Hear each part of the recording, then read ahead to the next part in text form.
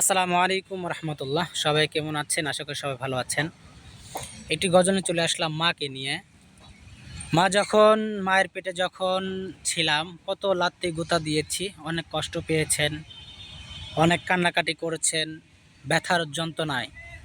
যখন আমরা দুনিয়াতে আসি, প্রসব যখন করেন, তখনও মা অনেক কষ্ট করেছেন। এটা নিয়ে মাকে একটি গজল।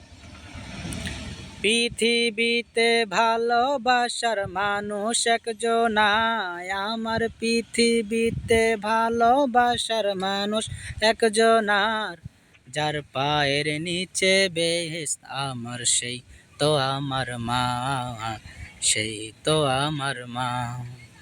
10 মাস 10 দিন গর্ভে ধরে কষ্ট করলেন তিনি, প্রসবেরই যন্ত্রণাতে ছটফট করলেন তিনি। 10 মাস 10 দিন গর্ভে ধরে কষ্ট করলেন যিনি, প্রসবেরই যন্ত্রণাতে ছটফট করলেন তিনি। সেই মায়েরই কষ্টের ঋণ তো, সেই মায়েরই কষ্টের ঋণ তো শোধ দিতে পারবো না, যার পায়ের নিচে বেহেশত আমার, সেই তো আমার মা, সেই তো আমার মা। মাকে কত দিয়েছি গালি, পেয়েছে কত ব্যথা, হাসি মুখে থেকেছে, কাউকে বুঝতে দেয়নি ব্যথা।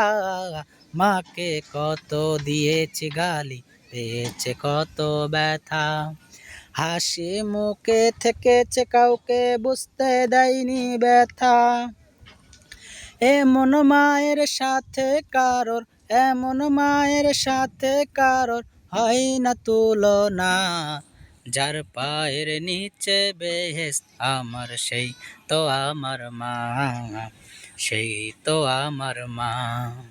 পৃথিবীতে ভালোবাসার মানুষ একজনাই, আমার পৃথিবীতে ভালোবাসার মানুষ একজনার, যার পায়ের নিচে বেহেশত আমার, সেই তো আমার মা, সেই তো আমার মা।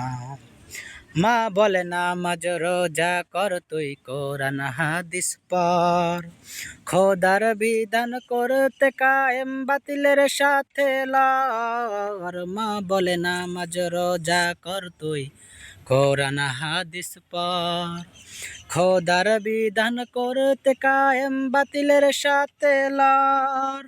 যার দিনের পথে চলতে যে মা, দিনের পথে চলতে যে মা নিষেধ করেন না, যার পায়ের নিচে বেহেশত আমার, সেই তো আমার মা, সেই তো আমার মা।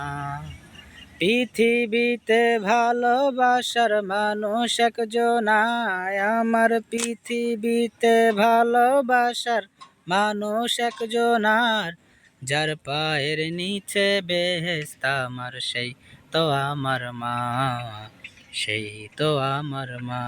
অবশ্যই যাদের মা বেঁচে আছে, বাপ বেঁচে আছে, অবশ্যই অবশ্যই অবশ্যই ভালোবাসবেন। তো সবাই ভালো থাকবেন, সুস্থ থাকবেন। আল্লাহ হাফেজ।